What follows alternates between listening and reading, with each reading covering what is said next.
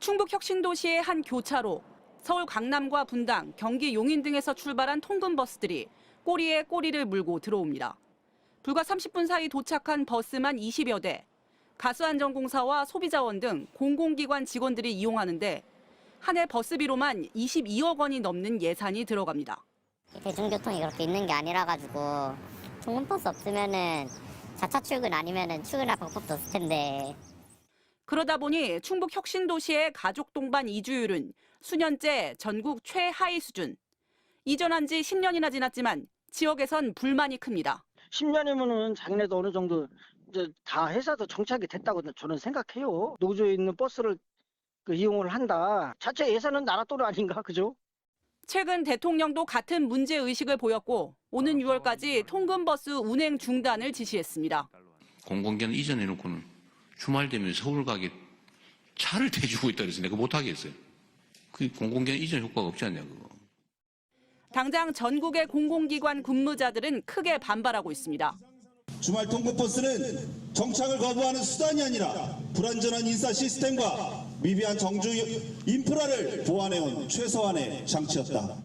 그런데 일부 공공기관에서 벌써부터 통근버스 지원을 우회하는 방법을 검토하고 있는 것으로 확인됐습니다.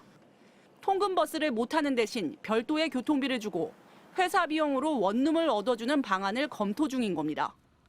하지만 가족과 함께 이주한 직원들에겐 아무런 혜택이 없는데 출퇴근하는 사람들에게만 월세나 교통비를 지원하는 건 역차별이라는 내부 반발도 나오고 있는 것으로 알려졌습니다.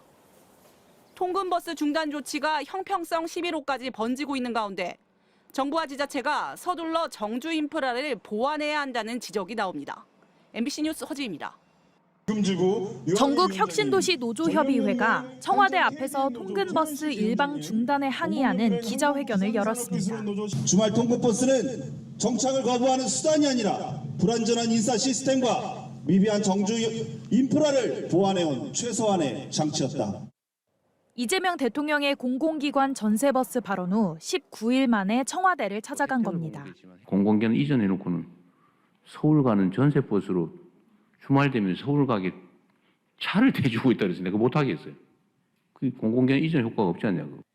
지난주 경남 진주 혁신도시를 가봤습니다. 수도권으로 향하는 전세버스들이 줄지어 서 있고 캐리어를 끌고 나온 직원들이 하나둘씩 버스에 오릅니다.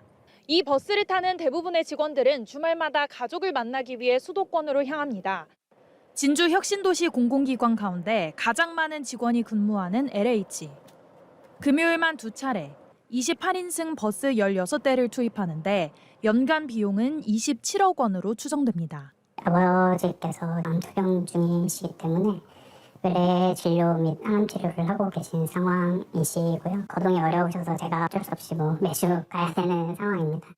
큰아이는 이제 고등학생이고요. 초등학교 때는 같이 움직인다 하더라도 이제 중학교 이상 되면은 실질적으로 전화기나 이런 것들이 어렵기 때문에 LH 노조에만 통근버스 포함 정주 여건 관련 민원이 연간 2,000건씩 쌓입니다.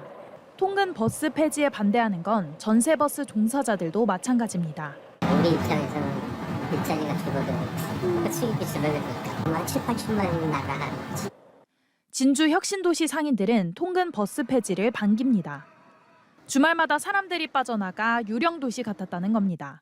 싫지요. 여기 상권 다 상인들은 싫잖아요. 주말에 장사가 원래 잘 돼야 되잖아요.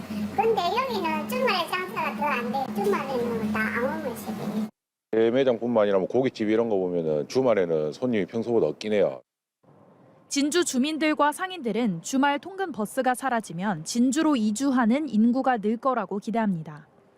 반면 노조는 LH 직원들의 진주 정주율이 25%에서 64%까지 상승했다며 통근 버스를 폐지해도 정주율은 더 높아지지 않을 거라고 주장합니다. 통근 버스를 중단했을 때 정말로 그 직원들이 올라가지 않을 것이냐, 그리고 통근 버스를 중단한다고 했을 때 과연 정주율이 올라갈 것이냐.